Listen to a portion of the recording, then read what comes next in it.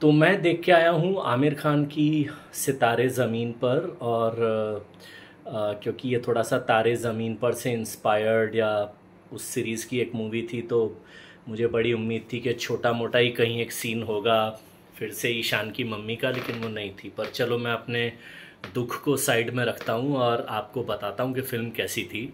अ, आप में से जो भी आमिर खान के फैंस हैं, या जो लोग फैंस नहीं हैं लेकिन फिर भी आमिर खान की फ़िल्में और उनके कंटेंट और उनकी एक्टिंग को अप्रिशिएट करते हैं, उनके लिए अच्छी खबर ये है कि ये आमिर खान ने जो बिल्कुल ही ढक्कन छाप फिल्में की, जैसे ठग्स ऑफ हिंदुस्तान या लाल सिंह चड्ढा, उनसे तो ये बेटर फिल्म है हर लिहाज से। लेकिन इसमें वो कहानी में वो तारे ज़मीन पर वाली पकड़ नहीं है। वो बहुत फोकस्ड और एक बहुत ही अच्छे ढंग से लिखा गया स्क्रीन प्ले था। लेकिन पिछले कुछ दिनों में जितनी बकवास कचरा फिल्में मैंने देखी हैं, अगर मैं उनसे कंपेयर करूं, तो अगर आप सितारे ज़मीन पर देखने पहुंच जाओ तो कम से कम आप अपना सर पकड़ के थिएटर में नहीं बैठोगे कि ये फिल्म क्या देखने आ गए। और कम से कम 15-20 बहुत ही जेन्युइन कॉमेडी के मोमेंट्स हैं। तो कहानी ये है कि ये गुलशन नाम का एक बास्केटबॉल कोच है, जिसका अपना ही एक टिपिकल एटीट्यूड है, ज़िद्दी है, थोड़ा सा मुंहफट है। और वो अपने सीनियर कोच को एक मैच में मुक्का वगैरह मार देता है, जिसकी वजह से उसको उस पोस्ट से न सिर्फ बर्खास्त कर दिया जाता है, उसके बाद वो दारू के नशे में पुलिस वालों की गाड़ी में टक्कर वक्कर मार देता है। और उस चक्कर में उसको जो जज है वो कम्युनिटी सर्विस की 3 महीने की सज़ा देती है कि वो ये जो गिफ्टेड बच्चे हैं उनको बास्केटबॉल खेलना सिखाएगा।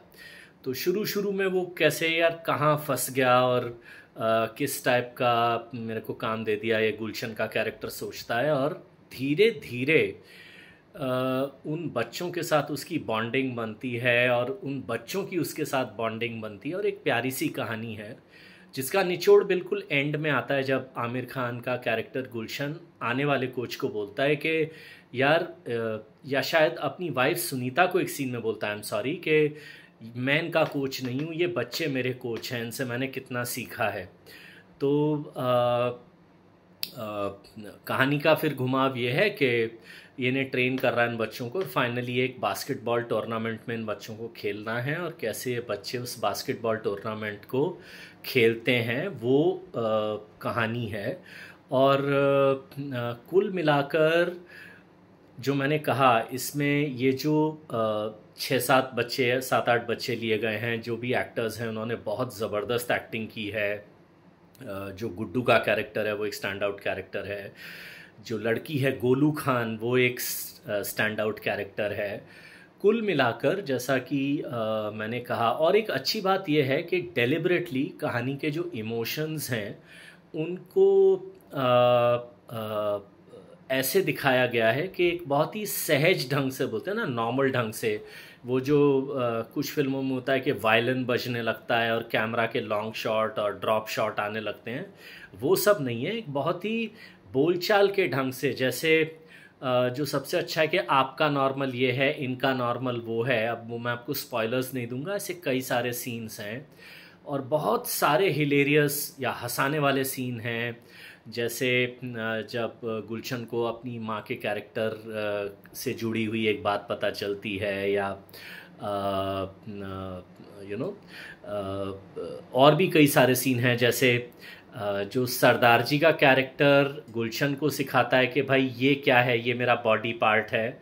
फिर वही चीज़ को जब गुलशन का कैरेक्टर बस में करने की कोशिश करता है, तो ऐसे कई सारे सीन्स हैं। कुल मिलाकर जैसा कि मैंने कहा, ये ऐसी फिल्म नहीं है जो जैसे तारे ज़मीन पर थी, जैसे आज हम 10-15 साल बाद भी याद करते हैं ये फिल्म। लेकिन जैसा मैंने कहा ना कि इतनी बकवास बकवास फिल्में आई हैं कि उनमें एक as a sincere stand out film है। हालांकि आजकल आप लोगों के मूड का पता चलता नहीं, मिशन रानीगंज, लापता लेडीज़ और भी कितनी सारी फील गुड फिल्में आई हैं जो एटलीस्ट थोड़ा बहुत चलना डिज़र्व करती थी, लेकिन आप लोग देखने नहीं गए। अब सितारे ज़मीन पर के साथ आप लोग क्या करोगे मुझे नहीं मालूम, लेकिन मैं कहना चाहूँगा कि अगर आप थिएटर में चले जाओ तो it's a feel good nicely made movie.